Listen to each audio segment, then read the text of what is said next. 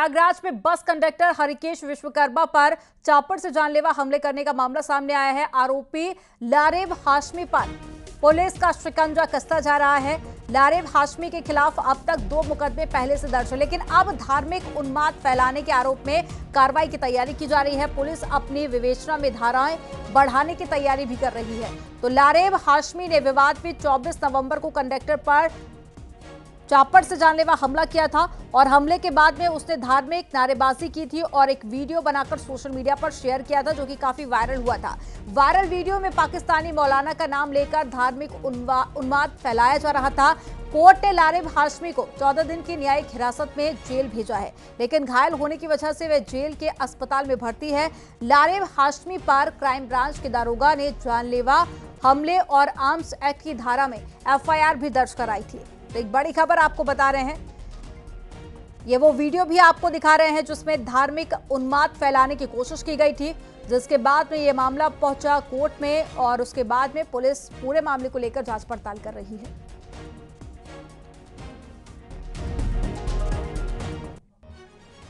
खबर एटा से है, जहां पर तंबाकू के गोदामों पर GST और मंडी समिति की टीमों की संयुक्त कार्रवाई से हड़कंप मच गया है। गोदामों में हजारों तंबाकू के बंडल मिले हैं। मौके पर अधिकारियों ने डेटा भी खंगाला। अलीगंज नगर के लक्ष्मण महावीर टोबैको कंपनी ने लगभग 5000 से ज्यादा बंडल यहां पर मिले हैं। कार्रवाई की भनक लगते ही नगर के तंबाकू व्यापारियों में हड़कंप मच गया। मंडी टैक्स चोरी होने की शिकायत पर DM के आदेश पर यह कार्रवाई की गई थी, जिसके बाद में कई बंडल यहां से बरामद किए गए हैं। और साथ ही ज्यादा जानकारी के साथ में अजेंद्र जुड़ गए हैं संवाददाता एटा से। अजेंद्र, पूरे मामले को लेकर क्या ज्यादा जानकारी मिल पाई है? कहां-कहां पर छापा मारा गया है और क्या अपडेट है? आपको बता दूं, ये पिछले दिनों से लगातार शिकायत मिल रही थी GST और मंडी समिति की वहाँ चोरी की जा रही है टैक्स की। तो इसी को लेकर जिलाधिकारी शिकायत की गई थी, उसी के आधार पर ये कार्रवाई की गई है। जैसे राजा का रामपुर में कई दुकान है उनके गोदामों पर छापामार कार्रवाई की गई है। इधर अलीगंज नगर में, दोनों ही अलग अलग कस्बे हैं, यहाँ पर बड़े स्तर पर तंबाकू का कारोबार किया जाता है। यहाँ दर्जनों बड़े बड़े गोदाम हैं, जिसपे हजारों की संख्या में जो लोग यहाँ काम भी करते हैं। तो यही सूचना मिल रही थी कि टैक्स की चोरी की जा रही है। इसी को लेकर कल भी बताया जाता है टीम पहुंची थी, आज भी सुबह ही जल्दी टीम पहुंची है। तो लगातार कार्रवाई की जा रही है। हजारों की संख्या में ऐसे बंडल मिले हैं जो किसी भी कागज में दर्ज नहीं थे। जी, जानकारी साझा करने के लिए बहुत शुक्रिया अजेंद्र आपका।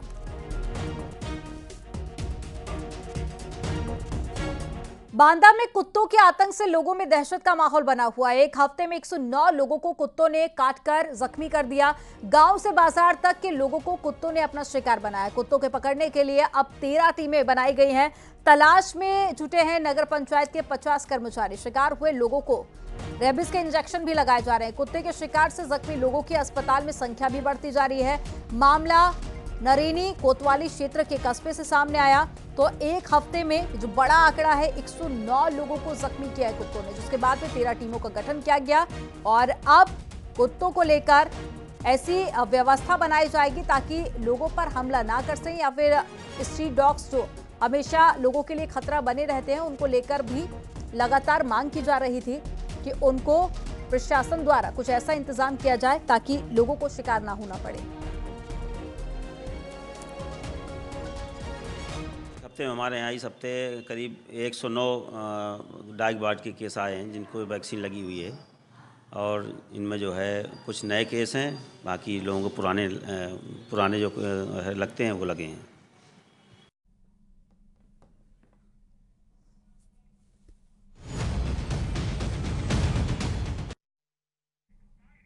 अमेठी में शादी के दौरान डीजे बजने से नाराज मौलाना ने निकाह पढ़ाने से इनकार कर दिया। मौलाना के इनकार के बाद में दुल्हन बिना निकाह के ही ससुराल पहुंच गई, जहां दोनों परिवारों की सूझबूझ से एक रिश्ता टूटने से बच गया और दोनों परिवारों की रजामंदी के बाद में ससुराल में मौलाना से निकाह पढ़वाया गया। मामला जगदीशपुर कोतवाली क्षेत्र के हारीमऊ गांव का है, जहां पर मोहम्मद शरीफ की बेटी का निकाह था और बारात वाले भी पूरे धूमधाम से डीजे और गाजे बाजे के साथ में बारात लेकर पहुंचे, जिसके बाद में वहां पर मौजूद मौलवी ने निकाह पढ़ने से इनकार कर दिया। घंटों बाद भी जब मौलाना ने निकाह नहीं पढ़ा तो लड़की बिना निकाह के ही अपने ससुराल पहुंच गई, जहां दोनों परिवारों की सूझबूझ और रजामंदी के बाद में दोबारा से ये पूरा निकाह पढ़वाया गया, जिसके बाद में अब दोनों परिवारों से 11-11 हजार देने की शर्त पर ही निकाह पढ़ाने की बात कही गई थी। गांव के इमाम ने बताया कि शादी विवाह में डीजे बैंड बाजे पूरी तरीके से प्रतिबंध रहेंगे।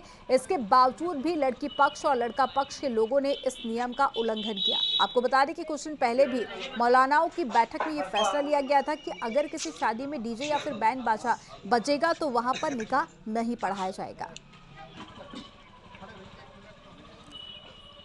ये हाफिज मौलाना लोग पिचाल की है। कैसा पिचाल क्या? हम हाफिज मौलाना लगे गए थे कि निकाह पढ़ना है हजरत, कहीं बाजा आएगा तो हम निकाह नहीं पढ़ेंगे। उसके बाद इन्होंने कहा कि आप कुछ भी लाइए और किसी से और निकाह कर लीजिए, कोई मौलाना मौलवी बुला लीजिए, वो पढ़ा देगा निकाह, हम नहीं पढ़ाएंगे। तो आप क्या कहना चाहते हैं? तो हम कहना चाहते हैं कि जैसे इन्होंने ऑर्डर दिया कि किसी को और बुला लाइए, तो हम किसी को बुलाकर निकाह करवा दिया। फिर हमने उनसे रिपीट किया इस बात का कि अगर डीजे आएगा तो मैं मिलाद पढ़ने नहीं आऊँगा, हम किसी काम में शरीक नहीं होंगे। उन्होंने कहा कि नहीं अब डीजे नहीं आएगा और हम बात हो गई है, आप लोग चलिए। हम लोग आए, मिलाद शरीफ पढ़ा, सब कुछ हुआ और कल तक यह मालूम दिन में सबको खाना पीना खिला दिया और रात में जब बारात आई तो खूब ढींग ढांग के साथ हमने निकाह नहीं पढ़ा। और खबर गाजियाबाद से है, जहां पर लड़की से गैंगरेप का आरोप लगा है। ऑटो सवार 3 लोगों पर गैंगरेप का आरोप लगा है। सहेली के साथ में स्कूटी सीखने गई थी लड़की, दिल्ली की रहने वाली है बताई जा रही है पीड़िता। तो एक बड़ी खबर आपको बता रहे हैं, जहां गैंगरेप का मामला सामने आया है। दिल्ली से अपनी सहेली के साथ में स्कूटी सीखने गई थी लड़की, दिल्ली की रहने वाली बताई जा रही है। तो पीड़ित लड़की और पीड़िता की सहेली का बयान भी दर्ज किया गया है। सहेली के बॉयफ्रेंड का भी बयान दर्ज किया गया। दोनों के बयानों में विरोधाभास की स्थिति भी बनी हुई है। सूत्रों के हवाले से यह भी जानकारी सामने आई, बयानों को लगातार बदल रहा सहेली का बॉयफ्रेंड। कुछ लोगों को पुलिस ने हिरासत में भी ले लिया है। लगातार पूरे मामले को लेकर जानकारी जुटाई जा रही है पुलिस के द्वारा। तो जो बयान दर्ज किए गए थे उसमें विरोधाभास जैसी स्थिति भी देखी जा रही है। ज्यादा जानकारी के साथ में शंकर आनंद जुड़ गए हैं। शंकर, एक बार फिर से गैंगरेप का मामला सामने आया, दिल्ली की बताई जा रही है लड़की, लेकिन अब जब बयान दर्ज किए गए हैं तो उसमें विरोधाभास जैसी स्थिति है, क्या है ये पूरा मामला?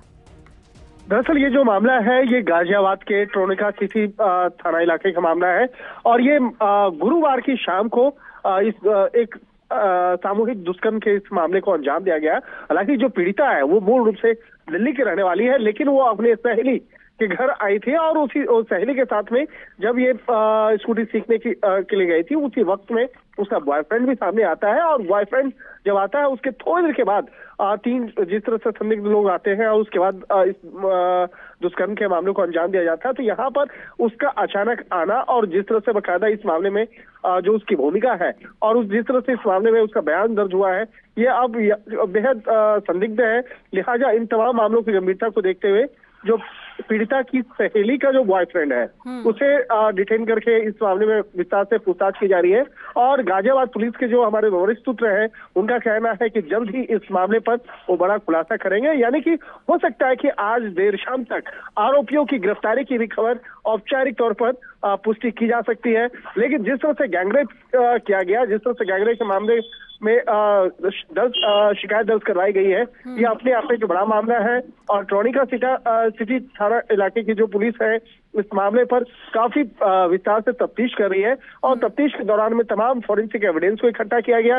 इसके साथ ही जो घटनास्थल है, घटनास्थल के आसपास तमाम जो इलेक्ट्रॉनिक उपकरण है, तमाम इलेक्ट्रॉनिक एविडेंस जो है उसको इकट्ठा किया गया है, जिसके आधार पर जल्द ही आरोपियों की गिरफ्तारी औपचारिक तौर पर कर दी जाएगी। एफआईआर में कितने लोगों को आरोपी बनाया गया है और इसके साथ ही कुछ लोगों को हिरासत में लेने की बात भी सामने आई है, तो पुलिस के द्वारा अभी तक कितने लोगों को हिरासत में लिया गया? देखिए, जो कंप्लेन रजिस्टर्ड कराया गया था उस कंप्लेन में एक कॉलम बना हुआ है जिसमें लिखा है अज्ञात। तो कई बार जब मामला इस तरह के मामले जब दर्ज होते हैं तो उस मामले में कई आरोपी को जब तलाशा जाता है तो उसमें अज्ञात शब्द का ही प्रयोग किया जाता है, जिसके आधार पर कई आरोपियों से पूछताछ की जाती है और उसके बाद पूछताछ के बाद अगर सबूत मिलते हैं या दर्ज बयान के आधार पर कुछ महत्वपूर्ण इनपुट्स मिलते हैं, उसके आधार पर अन्य लोगों को हिरासत में ले आता है और गिरफ्तारी होती है। तो इस मामले में कई लोगों की जो भूमिका है वो अब खंगाला जा रहा है कि किन किन लोगों की यहाँ पे भूमिका रही थी और कैसे वहां पर वो आरोपी पहुंचे जिन्होंने इस सामूहिक दुष्कर्म के मामलों को अंजाम दिया गया। तो ये मामला जो है आज हो सकता है कि आज देर शाम तक इस मामले पर गाजियाबाद पुलिस जो है औपचारिक तौर पर घोषणा भी कर दे कि किन किन लोगों की भूमिका रही थी, कैसे इस मामले को अंजाम दिया गया और कैसे इस मामले से जुड़े हुए तमाम अन्य आरोपियों का कनेक्शन तो शंकर, शाम तक कुछ बड़ा खुलासा हो सकता है, आप नजर बनाए रखिएगा। जानकारी साझा करने के लिए बहुत शुक्रिया आपका। गाजियाबाद में स्पा सेंटर की आड़ में देह व्यापार का खेल चल रहा था, लिहाजा देह व्यापार की सूचना पर पुलिस ने आदित्य मॉल में रेड डाली। मौके पर पुलिस को 44 महिलाएं समेत 65 लोग आपत्तिजनक हालत में मिले हैं। पुलिस ने सभी को हिरासत में ले लिया है। 6 स्पा सेंटर में छापेमारी से आसपास के इलाकों में हड़कंप मच गया है।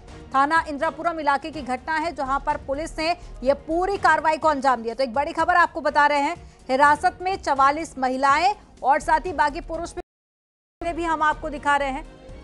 और 6 स्पा सेंटर पर यह छापेमारी की गई थी, जिसके बाद में जो आसपास का इलाका है वहां पर हड़कंप जैसी स्थिति बनी हुई है।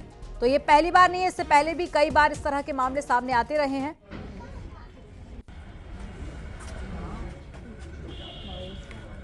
हमने कुल 6 स्पा सेंटर्स में छापेमारी की जो आदित्य मॉल में स्थित थे, जिसमें हमें कुल 44 महिलाएं और 21 पुरुष आपत्तिजनक हालत में और आपत्तिजनक वस्तुओं के साथ मिले। उनको तत्काल हिरासत में लेकर जब पूछताछ की गई तो यह पाया गया कि इन महिलाओं को इस स्पा के जो मालिक हैं, जो क्रमशः कोकोन स्पा के ओम प्रकाश, रिनिश के जितेंद्र कुमार, सतवा के दीपक गौर, रिलीफ की निशा, पल्स एंड पेटल्स के दीपक शर्मा और ललित भाटी, इन लोगों ने इन महिलाओं को विभिन्न तरीकों से ब्लैकमेल करके इस कृत्य में उतारा हुआ था। इन लोगों को, इन स्पा मालिकों को तत्काल हिरासत में ले लिया गया है और इन स्पा को बंद कराते हुए आगे की वैधानिक कार्रवाई की जा रही है।